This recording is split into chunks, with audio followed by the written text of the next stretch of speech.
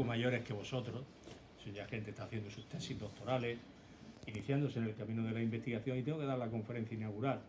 También me invitaron. Quiero deciros que me hace más ilusión esto que lo de la semana que viene. ¿Estamos? Y bueno, no lo dudé y aquí estoy. Es un reto, esto es mucho más difícil que lo que normalmente, el ambiente en el que normalmente me desenvuelvo, ¿no? Así que portaros bien, sed comprensivos conmigo, que ya soy mayor, pero que sigo disfrutando con estas cosas. Gracias también a mis exalumnas y a compañeras y profesoras vuestras por la amabilidad con la que me habéis recibido.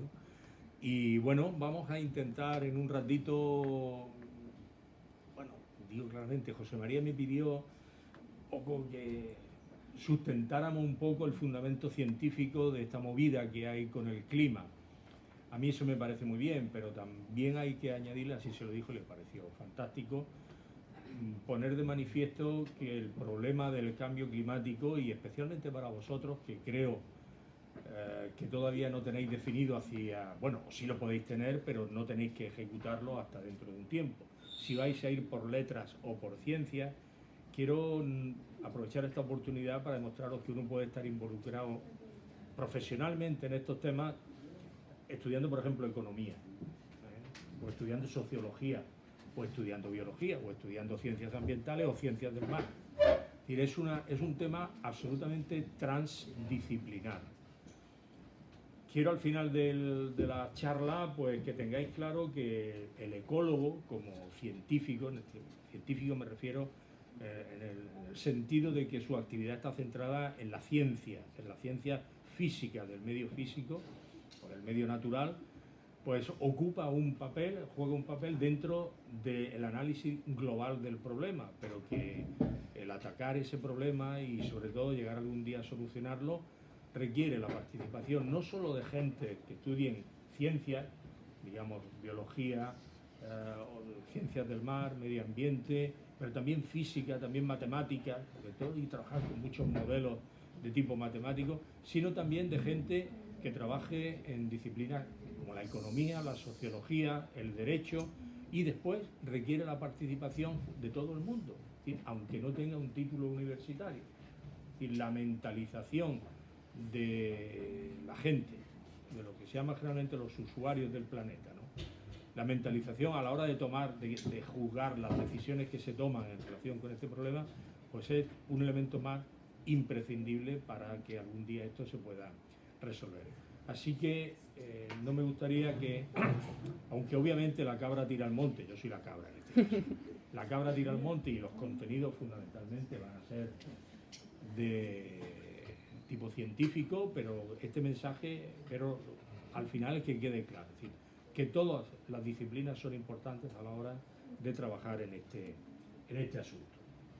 Bueno, he olvidado, hay unas cuestiones técnicas que hoy día son absolutamente imprescindibles, es decir, pensando en algunos de vosotros, porque creo que no todos tenéis por qué dirigiros al bachillerato, pero la tecnología, y no solo la tecnología derivada de hacer una ingeniería de telecomunicación o de informática, sino la tecnología, por ejemplo, en el diseño de sensores para detectar la cantidad de metano que pueda haber en un determinado momento en la atmósfera, son aspectos tecnológicos fundamentales para el desarrollo y el conocimiento y el progreso en este tema. Es decir, que prácticamente es tan global. Lo mismo que el problema es absolutamente planetario, es absolutamente global, el problema del cambio climático y del calentamiento global, es absolutamente global la diversidad de disciplinas que participan y que son necesarias para algún día poder resolver este problema. Entonces, bueno, vamos a ver, vamos a hablar de, básicamente, yo centro el tema del cambio climático en su manifestación más dramática, diríamos, o por lo menos más televisiva, que es el calentamiento global. El cambio climático tiene muchas repercusiones a nivel del planeta, pero obviamente lo que más preocupa de momento es el calentamiento global. Entonces oiréis que todo lo que se trata generalmente en estas conferencias es pues qué se hace para reducir la velocidad con la cual está aumentando el calentamiento global. Por eso yo le he puesto ya directamente el título relativo a este impacto de los muchos que tiene el cambio del clima. Pues nos vamos a centrar en este asunto. Bueno, podríamos plantear, bueno, yo me gustaría saber, ¿hay alguien aquí en esta sala que no se crea lo del cambio climático? Porque yo hago esta pregunta primero. ¿Está ocurriendo realmente? ¿Alguien piensa que no? Vale, podemos seguir por tanto, ¿no? Todos estamos de acuerdo en que está ocurriendo un cambio climático. Bueno, la realidad es que no todo el mundo piensa lo mismo, ¿eh? Este señor del tupé rubio, ya saben quién es. Dice que no. Dice que no, que lo que está ocurriendo pues es que las cosas cambian, lo mismo que en la Edad Media pues hubo un periodo de bastantes años que fue una pequeña edad del hielo, se conoce de esa forma porque el clima se enfrió bruscamente, pues lo mismo ahora podemos estar pasando, pero que esto no es un cambio climático que nos tenga que preocupar de aquí a 150, 200 años y cosas de este tipo. Bueno, la realidad es que esto solo se resuelve poniendo de manifiesto si existen tendencias temporales sostenidas en descriptores que estén relacionados con este asunto. Aquí pongo un par de ellos, por ejemplo, esto es la evolución de la temperatura, pues desde los años de mediados del siglo pasado hasta actualmente, ¿vale? Es una tendencia que es que además aumenta de año en año. Lo que tenemos aquí es la concentración de dióxido de carbono en la atmósfera, en partes por millón, que en los años mediados del siglo pasado pues estaba 300 y pico y ya hemos superado las 400 partes por millón. Ya estamos actualmente en más de 410 partes por millón. Si esto lo prolongáramos hacia acá, pues sería una línea de aumento, pero mucho más lento, que se inicia con la revolución industrial a finales del siglo XVIII. Ese es el disparadero de las condiciones que hoy llevan a lo que llamamos el antropoceno, la nueva época geológica de la Tierra. Tenemos iba a decir el honor, no sé, el dudoso honor de haber asistido al cambio de una época geológica. Vivíamos en el Holoceno, que empezó hace unos 11.000 años, y es el periodo en el cual se han desarrollado todas las civilizaciones humanas, y hemos visto la transición a lo que ya se llama el Antropoceno, que es la época en la cual el planeta ya está marcado por las actividades humanas. Todo el planeta está marcado por las actividades humanas. No hay una parte del planeta que escape a eso. Simplemente ¿por qué? Pues porque, por ejemplo, la atmósfera, que es la envoltura fluida del planeta, está contaminada. Y por lo tanto, no podemos decir la Antártida allí no ha llegado la huella humana. Claro que ha llegado. Si la atmósfera está contaminada, la atmósfera es parte de la Antártida. Entonces, esa serie temporal, fíjense que es como unos dientecitos, lo digo por la precisión que implica estas medidas del dióxido de carbono en la atmósfera. Ese diente de sierra refleja que cada año la cantidad de dióxido de carbono en la atmósfera cambia del invierno al verano, porque hay épocas, hay estaciones en las cuales la actividad vegetal secuestra CO2 desde la atmósfera y épocas en las cuales las plantas están más quietas y predominan los procesos de respiración, de liberación de dióxido de carbono a la atmósfera.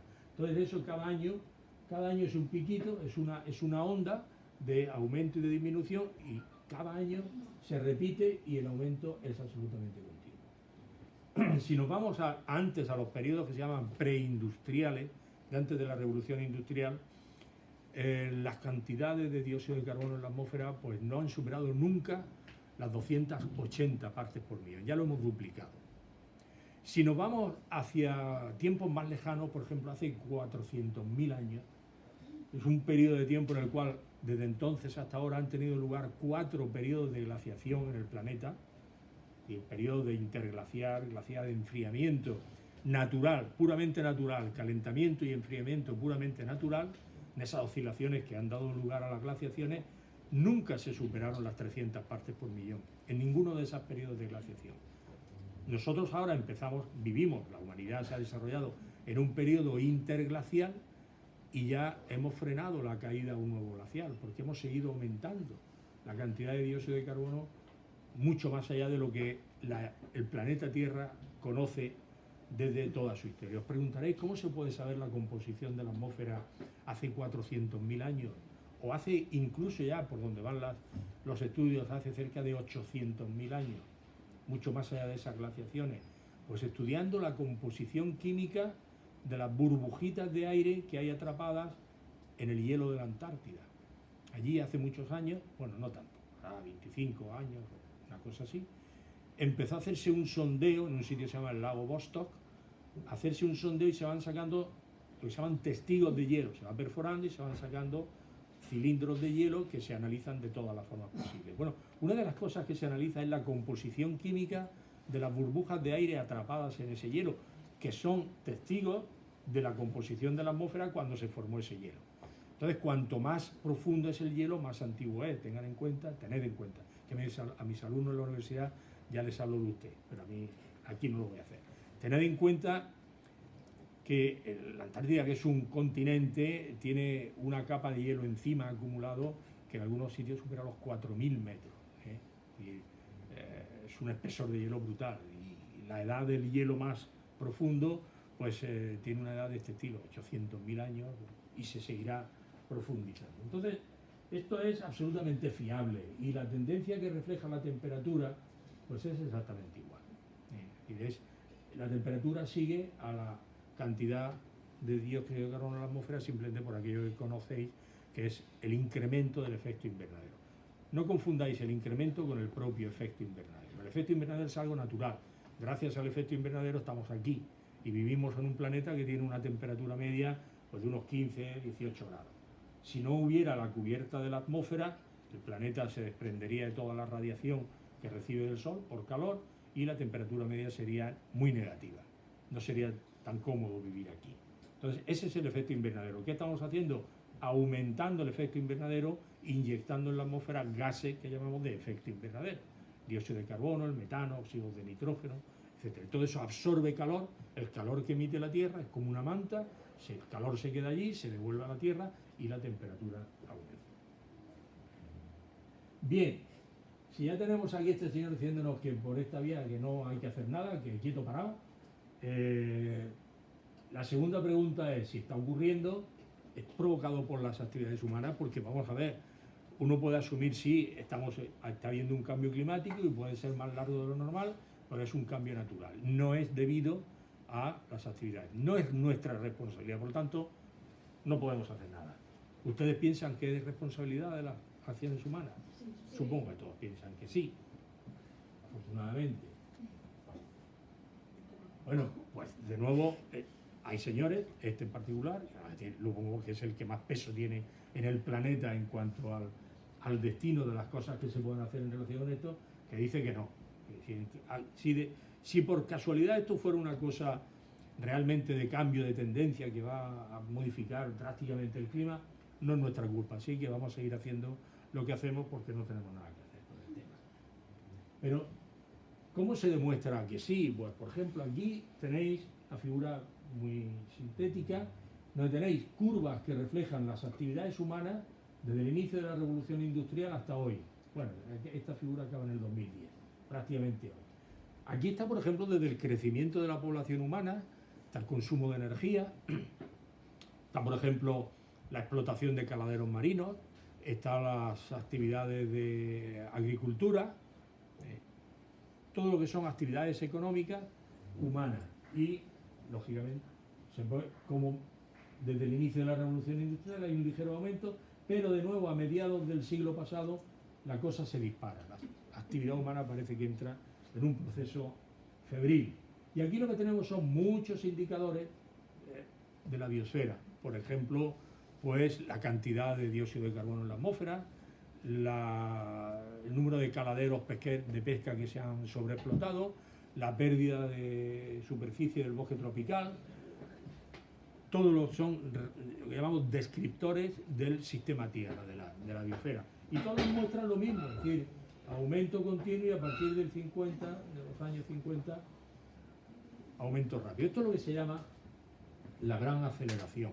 Y de hecho esta fecha, a mediados de los años 50, es lo que se propone ya formalmente como fecha de inicio de esta nueva época geológica en la historia de la Tierra, que es el antropoceno. ¿Se pueden imaginar por qué por qué esta es una fecha adecuada para marcar ese inicio? Les diré las condiciones que se ponen. Los expertos en este tipo de cosas, de la historia del planeta, requieren que para definir el inicio de una nueva época tiene que haber alguna señal que esté distribuida en todo el planeta, que lo marque, que no aparezca solo en Málaga o que aparezca en España o que aparezca en... Tiene que estar marcado todo el planeta por esa señal. ¿Saben qué señal es la que aparece como actividad humana que marca todo el planeta en estas fechas, en la década de los 50 del siglo pasado?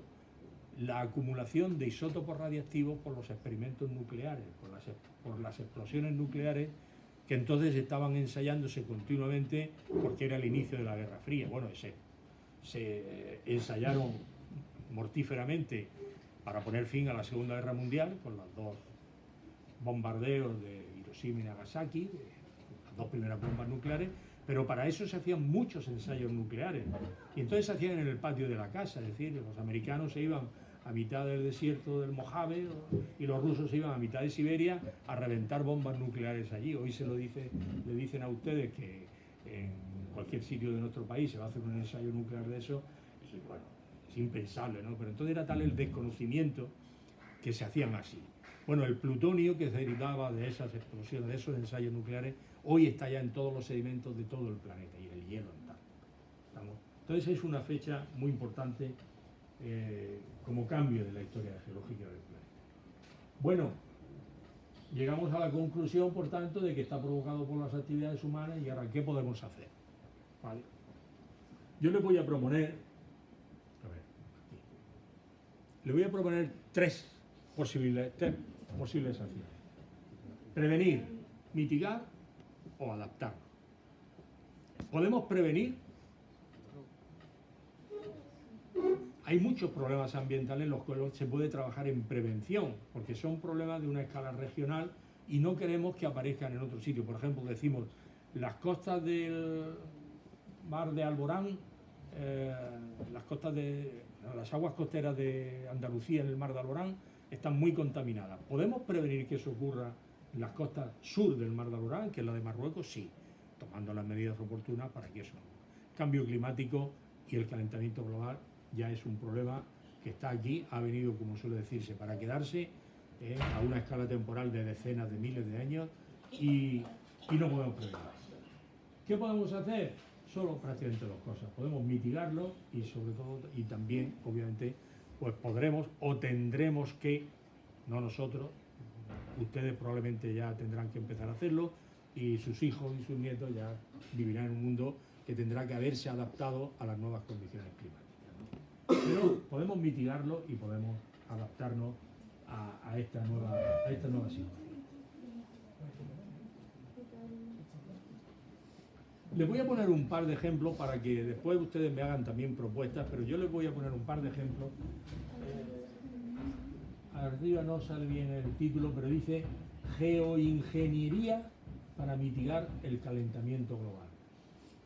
Enfrentados a esta situación, que ya no es, tenemos que hacerle frente para frenar la velocidad con la que aumenta, que es lo que llamamos como mitigar, hay una tendencia muy fuerte y muy tentadora siempre, que es el uso drástico de la tecnología. Entonces, esto es lo que cuando en este tipo de problemas se implantan soluciones tecnológicas, lógicamente deben ser a escala global, revela lo que llamamos un optimismo tecnológico que desde otras posiciones éticas, pues uno dice, bueno, esta gente, esto lo que quieren es jugar a ser Dios con el planeta, ¿no? Y les voy a poner un par de ejemplos para que vean esto de qué va. Pues, bueno, me quiero centrar en dos líneas de actuación para mitigar, propuestas formalmente, para mitigar el calentamiento global. Por ejemplo, una hace referencia al tema de la radiación solar. Si el calentamiento es el resultado del incremento de efecto invernadero, pues lo que tenemos que hacer es reducir la cantidad de radiación que llega al planeta. Así de simple. y entonces se han propuesto pues cubrir el espacio que rodea al planeta Tierra, pues sembrarlo de sombrillas reflectoras de la radiación que llega al planeta. No se ríe. Dan ganas de reírse, ¿verdad? Dan ganas de reírse. Es ciencia ficción, pero, muchachos, en el mundo en el que estamos, de ese 50 años, a lo mejor ustedes ven eso.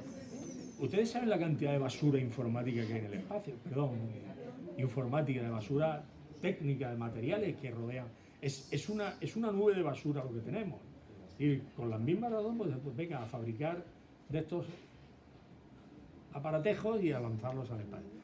Nos parece ridículo, pero ojo con la tecnología, que nos puede dar muchas sorpresas. Por ejemplo, se propone inyectar aerosoles en la atmósfera. Ustedes saben que las nubes, uno de los componentes importantes para que se formen nubes es el sulfato. El sulfato forma unas partículas de aerosoles que contribuyen a la agregación del vapor de agua y a la formación de nubes. Pues entonces se pretende inyectar aerosoles de sulfato copiando el efecto de una erupción volcánica. Y las erupciones volcánicas lo que hacen es, inmediatamente favorecen la formación, no solo ya por el humo en sí, sino por la inyección de compuestos de azufre, favorecen la cobertura, el aumento de la cobertura de nubes y el enfriamiento del transitorio, lógicamente, del planeta. Bueno, pues aquí vamos a inyectar sulfato como un demonio al espacio, a la parte donde se forman las nubes de la troposfera, y aumentar la cobertura de cosas, ¿vale? Esto es un ejemplo de geoingeniería relacionada con el clima. Lógicamente, esto se basa en la idea y estos conceptos que deben tener claros cuando si discuten o tienen oportunidad de discutir estos asuntos en algún sitio, con aquel componente de la energía que se refleja. Resumo en este pequeño esquema, pero lo más importante. La radiación que viene del Sol, finalmente, y que alcanza la Tierra, es absorbida por la Tierra. Pero no toda la que llega al espacio exterior es absorbida. ¿Por qué? Porque antes hay una parte que se refleja en la atmósfera, las nubes y la superficie del océano, por ejemplo, o las superficies, digamos, urbanas, incluso superficie de cierto tipo de sustrato del desierto, o las cubiertas de los invernaderos del ejido en Almería, ¿no? Entonces hay diferentes procesos de reflexión. Esta energía que se refleja no llega a ser absorbida por la Tierra, porque la que se absorbe es la que provoca el aumento de temperatura y que la Tierra emita una parte de radiación como calor. Ustedes toman el sol y aumentan su temperatura corporal, o calientan un té, se hacen un té y la taza emite calor. Pues lo mismo hace la Tierra, emite parte de la energía que absorbe, la emite al espacio. Parte de esa energía que se emite es la que es absorbida por la cobertura de nubes, por el vapor de agua, el CO2 en la atmósfera, y es devuelta a la Tierra, provocando el efecto invernadero y el incremento de efecto invernadero. Bueno, ¿con qué fracción de energía hay que trabajar? ¿Con la reflejada, con la absorbida, con la emitida? Son diferencias importantes, ¿no? Lógicamente, en este caso, tenemos que procurar conseguir que llegue la menor cantidad de radiación a la Tierra. Y esa es la base de la propuesta anterior. La otra que quiero indicarles, que es mucho menos de ciencia ficción, es lo que se llama aquí en este esquema, está en inglés, entonces ustedes saben el problema, fertilización del mar con hierro. Dirán, ¿y esto a qué viene? ¿Esto qué es lo que es? Bueno, pues se me ha descolocado esto, pero lo pongo. Eso que tienen ahí quiero mostrarles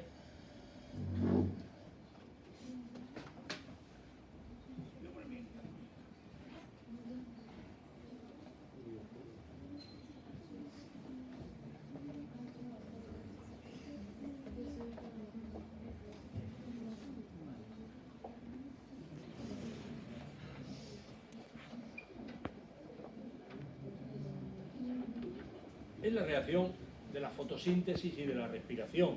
El dióxido de carbono reacciona con agua, la reacción en la que hacen las plantas, gracias a la energía luminosa, la fotosíntesis, y producen carbono orgánico el carbono que ya está en las células, en los organismos, un carbono que podemos llamar articulado, más y libera oxígeno. Y la reacción opuesta, que es la respiración, pues oxida este carbono orgánico, esta materia orgánica se oxida con oxígeno para liberar CO2 y agua.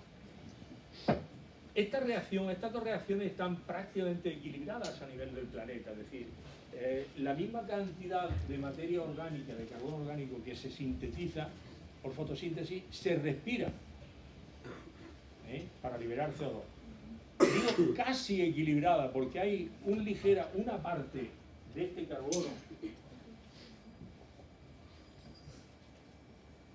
carbono particulado que no se respira. Es una parte muy pequeña, digamos, si aquí se sintetizan 100 unidades, se respiran 98. Pero quedan dos que no se respiran. ¿Dónde van ese carbono orgánico? Bueno, pues este carbono orgánico es el que queda atrapado, o decimos queda secuestrado, en lo que llamamos los sumideros biológicos, que son los bosques y el océano. En los bosques, ¿dónde queda atrapado? Pues, por ejemplo, en la madera de los árboles, en el interior de las raíces, en el suelo, en materia orgánica, compuestos orgánicos que están en el interior del suelo. ¿Y en el océano dónde queda atrapado? Pues en las aguas profundas. Miren, cuando ¿Dónde voy?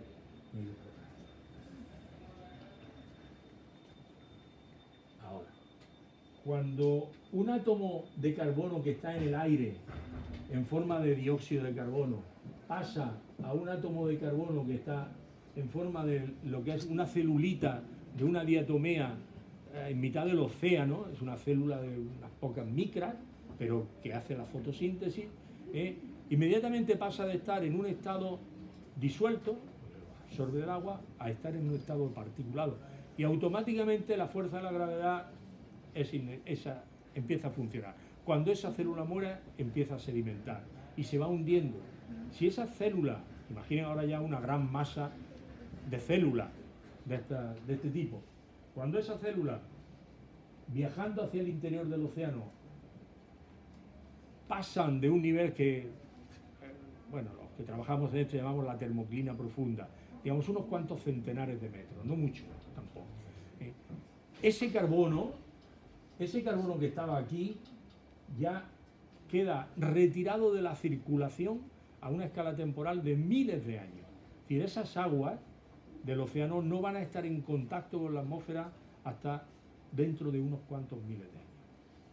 Pero si esa célula llega a alcanzar el sedimento de los océanos, ya queda retirado a una escala temporal de millones de años. Ya solo puede volver a la atmósfera a través de la subducción de la corteza oceánica, la actividad volcánica, etc. Millones de años. Por lo tanto, lo consideramos un sumidero. El bosque es un sumidero y el océano es un sumidero.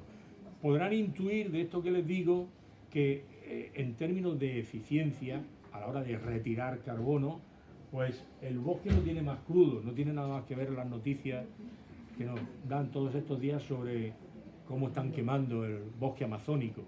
Todo eso es carbono que estaba secuestrado en el bosque y que está siendo liberado a la atmósfera por la vía rápida. Con el océano no es tan fácil. Con el océano hay que llevar las aguas profundas a la superficie para que ese carbono pueda pasar a la atmósfera.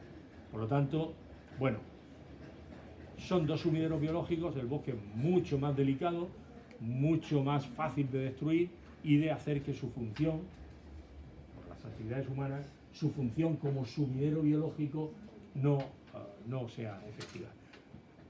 ¿Qué podemos hacer, por tanto, si queremos reducir las tasas de incremento de velocidad, del incremento de efecto invernadero, el calentamiento global, etcétera? Por lo pronto, no destruir el sumidero. En el caso del bosque, pues no destruirlo, porque es un depósito, es un sumidero de carbono. Si lo quemamos, pues todo se va a la atmósfera. Segundo, pues replantar. Y donde se pierda, pues volver a plantar árboles, porque eso es la forma de retirar carbono de la atmósfera. Te dirá, eso es elemental, pero piensan que con el caso del océano, que ya les digo que es bastante más difícil de manipular, ¿se puede hacer algo? Pues fíjense cómo en los peores momentos de la humanidad siempre salen cosas aprovechados, que se nutren del avance científico, como les voy a poner de ejemplo. Bueno, este es el, antes de entrar en este detalle, creo que es importante que tengan unas cuantas cifras, unos cuantos numeritos. Mire, esta es la cantidad de carbono que hay, bueno, el aumento de la cantidad de carbono que se da en la atmósfera como resultado de la actividad humana. La actividad humana vierte a la atmósfera cada año, a través de los procesos de combustión de hidrocarburos fósiles, que son los más conocidos, pero también de cosas como la fabricación de cemento, 8,3, bueno, esto quizás ha aumentado ya un poco, ¿vale? Pero vamos a pensar, unas 8 gigatoneladas de carbono al año. Gigatoneladas son una gigatonelada es 10 a la 9 toneladas, es decir, una gigatonelada es 1.000 millones de toneladas cada gigatonelada. Y a través de lo que hemos dicho, de la deforestación y de los cambios de uso del suelo, ¿qué son los cambios de uso del suelo? Pues por ejemplo, donde hay un bosque, suplantarlo por un terreno agrícola, o donde hay un hábitat natural, pues construir una ciudad, o donde hay una explotación agrícola tradicional, pues sustituirla por una explotación agrícola de tipo industrial, con invernaderos, etcétera, etcétera, ¿vale? Todo eso son cambios de uso del suelo. Bueno, pues a través de esto se vierte casi una gigatonelada de carbono al año, fundamentalmente la deforestación, claro. Bueno, vale, de los dos. Si sumamos esto, aquí, ¿qué nos da? 9 y 3, 12, y 1 y 8, 9,2 gigatoneladas de carbono al año, ¿verdad? Sin embargo, si medimos lo que aumenta la cantidad de carbono al año con esa figurita que les dije antes, vemos que solo aumenta, solo entre comillas, porque es una brutalidad, pero obviamente no se acumulan, las 9 no se quedan en la atmósfera, solo se quedan 4,3 gigatoneladas de carbono cada año. ¿Qué pasa con el resto? Digamos, emitido a la atmósfera todo esto y solo queda esto. ¿Dónde va el resto? Esto es el papel que juegan estos dos sumideros naturales, los bosques y el océano y demás, cada uno con cifras muy similares. Aproximadamente el océano absorbe como 2,5 gigatoneladas de carbono cada año, y los océanos otra parte. Esta se va a liberar muy rápidamente si seguimos arrimándole candela, y esta pues es un poco más difícil de manipular, pero también tenemos otros muchos medios de cargárnosla.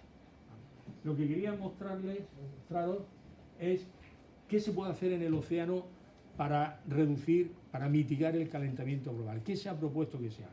Para eso tengo que enseñarles esta figura. Esto es una figura del planeta Tierra, del océano, y ven aquí unas bandas muy oscuras, aquí en todas las aguas, el océano Antártico, las aguas que rodean la Antártida, esta franja en el océano tropical, la parte tropical del Pacífico, y las zonas de altas latitudes, el Golfo de Alaska, Mar de Bering, todo, el exceso de Mar de Bering. Estas zonas se le llaman, en oceanografía las llamamos HNLC. Esas son las iniciales de una palabra que dicen High Nutrients, Low Chlorophyll. Hay mucho nutriente, es decir, nitrato, fosfato, etcétera, pero hay poca clorofila. La clorofila es el indicador de la cantidad de vegetales, de fitoplancton que hay en el mar, que es el que realmente puede hacer la fotosíntesis, puede retirar el carbono del océano, ¿vale? Entonces, la idea es muy fácil. Primero, los científicos durante muchos años han estado preocupados por saber por qué, si hay tantos nutrientes alrededor de la Antártida, el fitoplancton no los aprovecha para crecer masivamente. Si lo hiciera, gran parte de todo ese carbono que se retira de estar disuelto a estar en el interior de las células viajaría al fondo del océano y quedaría retenido allí. Sería fantástico, ¿no? Ese proceso científicamente lo llamamos la bomba biológica de carbono. Inmediatamente con el problema, cuando se emerge el problema del calentamiento global, se dice, si entendemos por qué el fitoplancton no utiliza los nutrientes aquí y podemos usarlo, bueno, eso ya vino después. Los científicos puramente decían, joroba, yo quiero saber por qué no se usan los nutrientes. ¿Saben por qué no? Pues esa fue la primera respuesta a finales del siglo pasado. En los años 90 hubo una hipótesis, se comprobó científicamente, digamos, ahí se generó mucho trabajo en la Antártida y yo estuve allí, pero ya posteriormente con este mismo asunto. Pero ¿saben por qué no se utiliza el nitrógeno y el fósforo por el vegetal que hay en esas masas de agua? Pues si ustedes tienen macetas en su casa, seguro que saben que además del fertilizante normal, de vez en cuando tienen que echarle alguna vitamina y sobre todo hierro. El hierro es lo que impide, la ausencia de hierro es lo que impide que se use ese nitrógeno y ese fósforo. ¿Por qué no hay hierro aquí, en esta zona?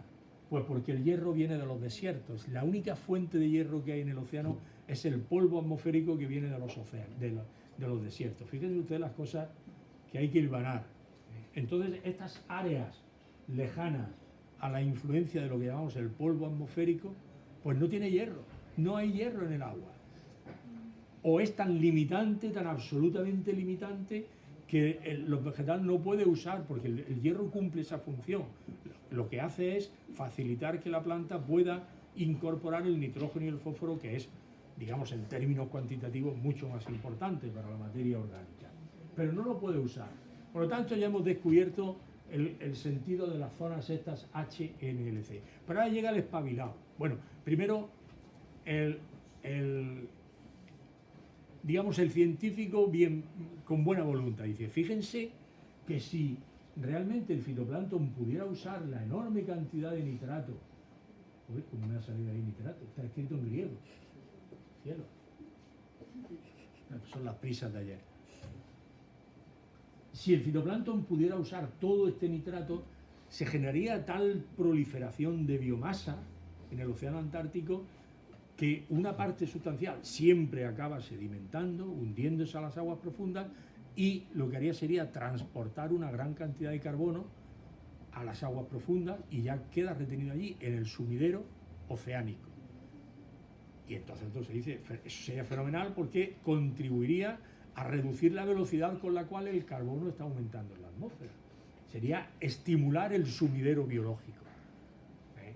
Esto es una idea puramente científica, ¿vale? Y entonces pues se hacen experimentos, y efectivamente se fertiliza con hierro alguna de estas zonas, y se ve que inmediatamente se produce lo que es un flujo vertical de carbono que va hacia las aguas profundas. Dicen, fantástico. Se hacen los cálculos con ordenador, se dice, si fertilizamos todo el océano Antártico, ¿qué cantidad de carbono pasaría finalmente de estar en la atmósfera a estar en el océano profundo? La cifra es extraordinariamente sugerente, tentadora.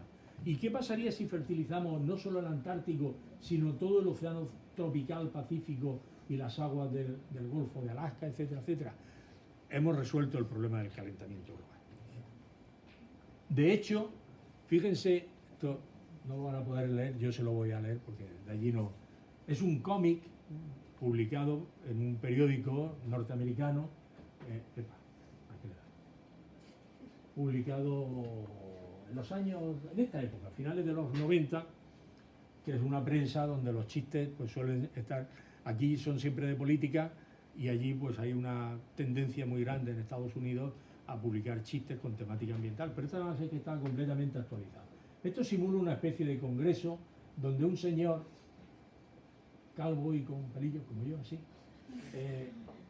el que descubrió fue John Martin, un oceanógrafo muy prestigioso, que no murió para ver o sea, no vivió para ver los resultados de su hipótesis. Lo ponen y dice, arrojaremos hierro al océano, dice el conferenciante. El calentamiento global es la mayor manipulación de la naturaleza que nunca se ha visto, dice allí, pero podemos pararlo, señalando a la pizarra como estoy haciendo yo. Dice, solución al calentamiento global. Está un puntito aquí, dice hierro, y esto es el océano. Y toda la audiencia dice, ¡ah! Maravilla. Y dice aquí, desde la guerra de las galaxias y la fusión fría, nunca una idea ha estimulado tanto a la comunidad científica. Se levanta uno y grita, dame medio tanker, los barcos de transporte, de estos grandes, ¿no? Los petroleros. Dame medio tanque de hierro y te daré una edad de hielo. ¿Y cómo van enlazando las cosas, ¿no? Con el mando de Entonces aquí tenemos ya el argumento. Este científico dice, el hierro hará crecer las algas. Este dice, las algas chuparán el dióxido de carbono. Este dice, caramba, podremos manipular la naturaleza como un grifo de cerveza. La comparación está bien, ¿eh? Si hace falta más hierro, pues se da, si no... Pues... Y este dice, pero tenemos que ser cuidadosos. Y este es el señor que da el dinero, dice, parece barato, rápido y fácil, parece prometedor. Bueno, unos pocos años después, 3 años o 4 años después, en una reunión del Convenio de Diversidad Biológica, que es una institución de Naciones Unidas que protege el planeta, además de la biodiversidad, hubo un acuerdo internacional para prohibir los experimentos de fertilización del océano con hierro. ¿Por qué? Porque esto podía ser una catástrofe brutal. Es decir, esa manipulación de la naturaleza podía ser una catástrofe brutal por muchísimas cuestiones, y sobre todo porque después del científico ya viene el espabilado, y en este caso el espabilado es el economista, digamos, sin escrúpulos, y empezaron a emerger empresas en todo el mundo, en Estados Unidos, en Canadá, en Asia, que proponían a los gobiernos sino fertilización de una parcela del océano, fíjense lo que les voy a decir, para compensar sus excesos de emisiones en dióxido de carbono. ¿Ustedes han oído hablar del comercio del carbono? Es muy difícil de resumir, pero lo voy a intentar en 2 palabras.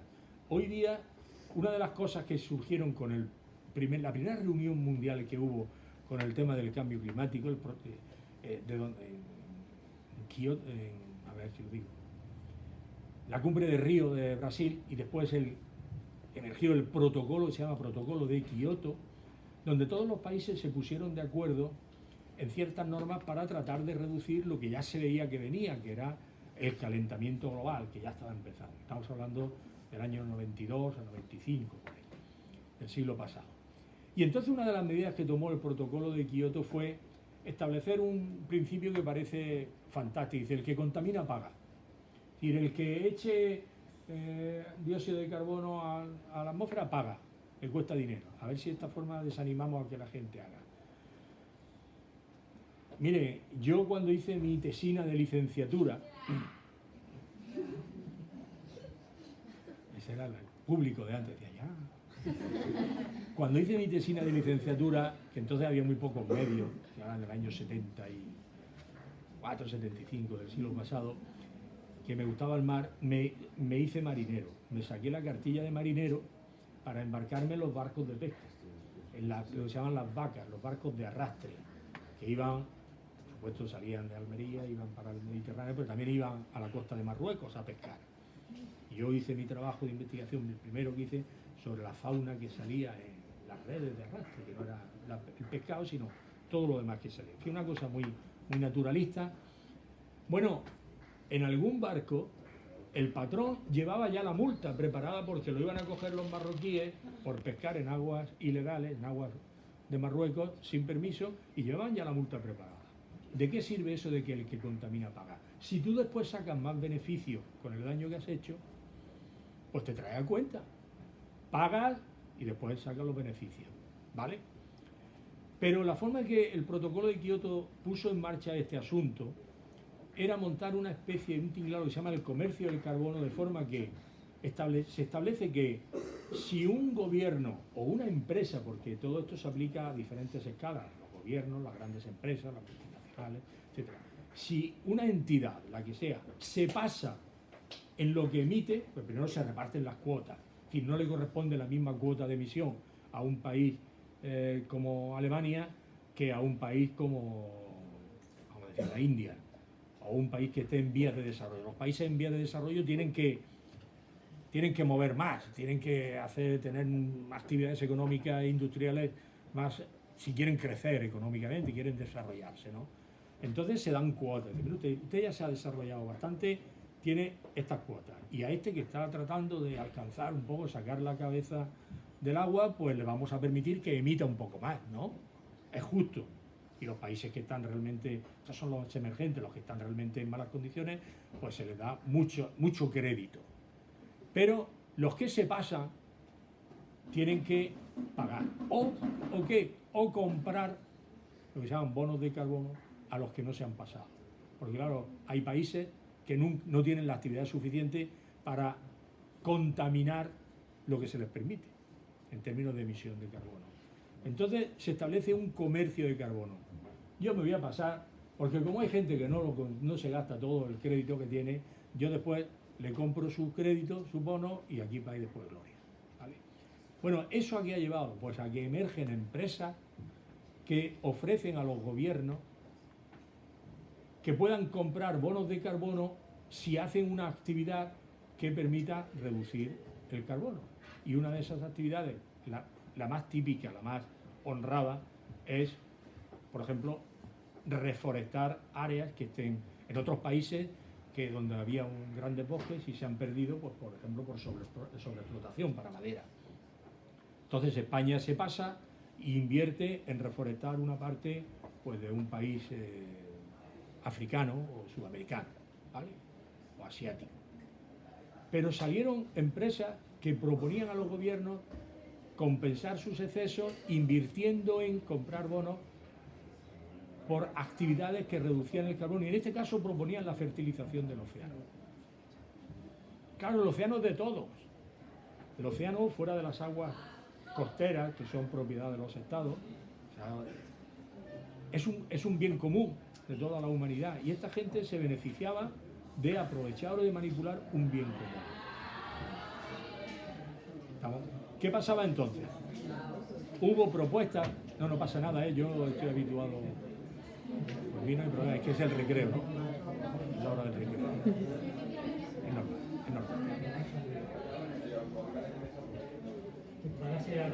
Ya me lo he imaginado, el alborozo.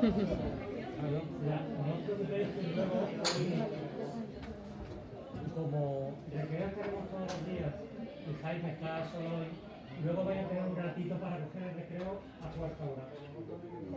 Sí, pero esperad un momentillo, ¿vale? Le vamos a dar 15 minutos más. Venga, ¿vale? ya te pido. Y luego mientras se hace la pregunta, ¿vale?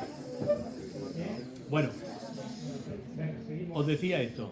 Mire, estas empresas eran así, nacían, veían la oportunidad de negocio y lo que proponían era fertilizar parcelas del océano. Se llegó a proponer fertilizar toda la lengua esa que hay tropical en el Pacífico, que es donde está la mayor reserva marina del mundo, que es la de las Islas Galápagos, porque es una zona donde se da también este fenómeno. Entonces se proponía fertilizar allí, se proponía fertilizar en la Antártida, simplemente decía el de la empresa, el ministro del turno, decía, a ver, ¿ustedes cuántos han pasado?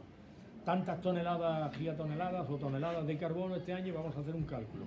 ¿Cuánto hierro necesitamos para que, a través de eso que nos han contado los científicos, fluya al interior del océano una cantidad equivalente?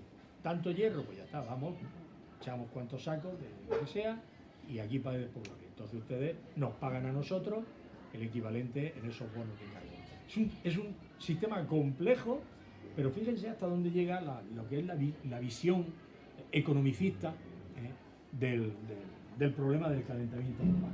El asunto es que finalmente, ante el riesgo que esto suponía para todo el planeta, para todo el océano, que además, insisto, es un bien común, no es propiedad de ningún país, pues se promovió y se acordó que prohibir estas actividades y que no se hicieran experimentos de fertilización oceánica, salvo en casos muy puntuales y muy concretos y muy localizados. Bien, yo aquí les preguntaba estas otras propuestas, porque yo lo que les he contado es sobre dos cosas que operan sobre el sistema, es decir, manipulando el balance de radiación que llega a la Tierra y manipulando un proceso ecológico que es lo que llamamos la bomba biológica de carbono en el océano.